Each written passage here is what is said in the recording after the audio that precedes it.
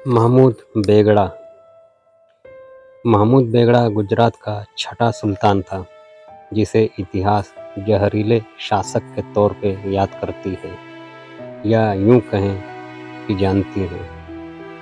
वह 13 वर्ष की उम्र में गद्दी पर बैठा और 52 वर्ष तक सफलतापूर्वक राज्य करता रहा। महमूद को बेगड़ा की उपाधि गिरनार, जूनागढ़ तथा चंपानेर के किलों को जीतने के बाद मिली थी। वह अपने वंश का सर्वाधिक प्रतापी शासक था।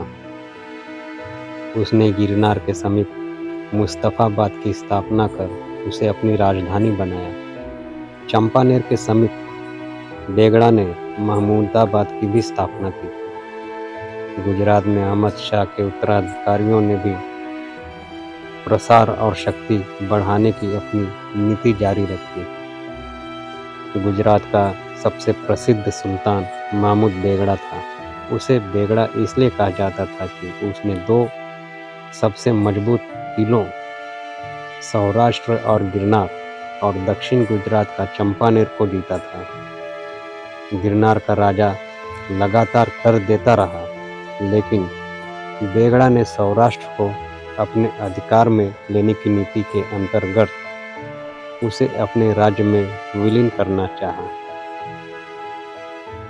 सौराष्ट्र समृद्ध प्रदेश था। उसकी भूमि की कई पट्टियां उपजाऊ थीं और उसके उन्नत बंदरगाह थे।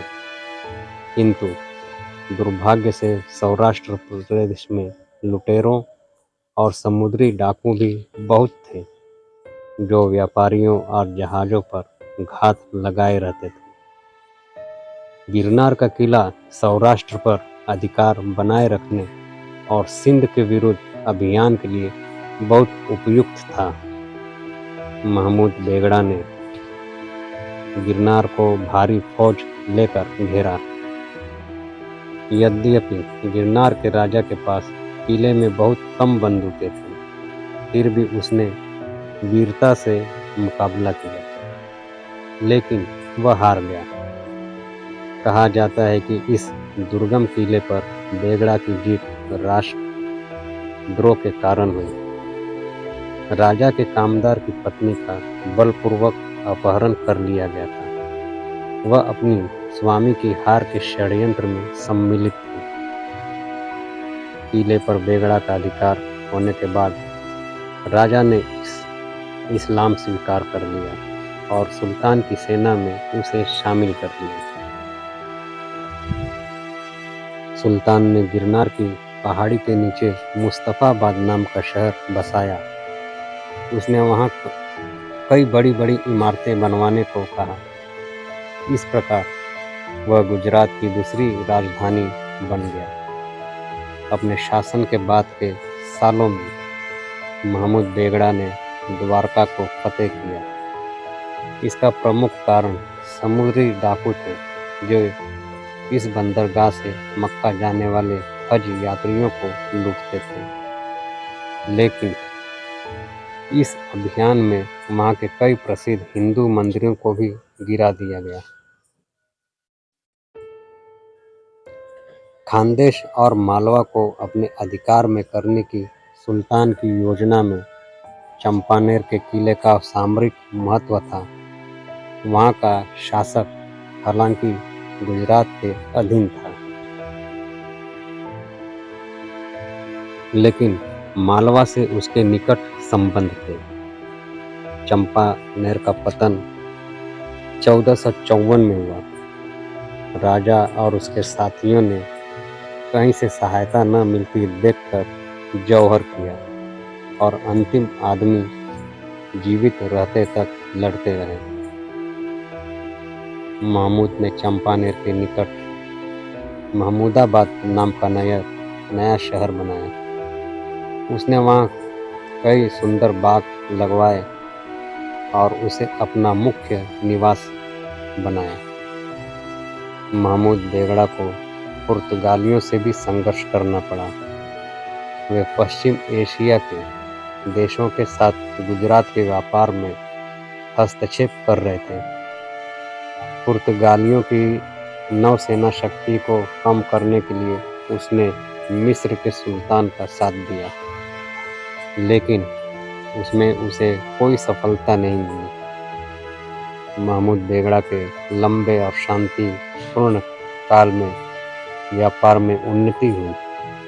उसने यात्रियों की सुविधा के लिए अनेक कारवां सरायों और यात्री सरायों का निर्माण करवाया। उसके राज्य में व्यापारी संतुष्ट थे, क्योंकि सड़कें यातायात के लिए सुरक्षित थी। महमूद बेगड़ा को औपचारिक शिक्षा नहीं मिली थी, लेकिन विद्वानों की संगति में उसने बहुत ज्ञान प्राप्त कर लिया था। उसके शासनकाल में अनेक अरबी ग्रंथों का फारसी में अनुवाद किया गया। उसका दरबारी कवि उदयराज था, जो संस्कृत का कवि था। महमूद बेगड़ा का व्यक्तित्व आकर्षक था। उसकी दाढ़ी कमर तक पहुंचती थी और मूछें इतनी लंबी थी कि वह उन्हें सिर के ऊपर बांधता था। उस काल के यात्री बरबोसा के अनुसार महमूद को बचपन से ही किसी जहर का सेवन कराया गया था, अतः उसके हाथ पर यदि कोई मक्खी बैठ जाती थी तो वह फूलकर तुरंत मर जाती थी। महमूद पेटू के रूप में भी प्रसिद्ध था। कहा जाता है कि वह नाश्ते में 1 कटोरा शहद, 1 कटोरा मक्खन और 100 से 150 तक केले खाता था। वह दिन भर में 10 से 15 किलो भोजन खाता था। यह भी कहा जाता है कि रात के समय उसके तकिए के दोनों ओर गोश्त के समोसों से भरी तश्तरियां रख दी जाती थी, ताकि भूख लगने पर वह तुरंत खा सके। महमूद के विषय में सारे देश में तरह तरह के कपोल कथाएं प्रचलित थीं। एक इतालवी यात्री लुडोविको डी वार्देमा उसके राज्य में आया था। उसने भी इन कथाओं का उल्लेख किया। पुर्तगाली यात्री बाबोसा महमूद बेगड़ा के शासन के वक्त गुजरात आए थे। बाबोसा अपनी किताब द बुक ऑफ ड्यूरेट बाबोसा में लिखते हैं कि बेगड़ा को बचपन से ही जहर देकर पाला गया था, क्योंकि उसके पिता नहीं चाहते थे कि उसे कोई जहर देकर मार सके। बचपन में बेगड़ा को खाने के साथ कम मात्रा में जहर भी दिया जाता था, ताकि उसे नुकसान न हो। बाद में बेगड़ा का पूरा शरीर जहरीला हो गया।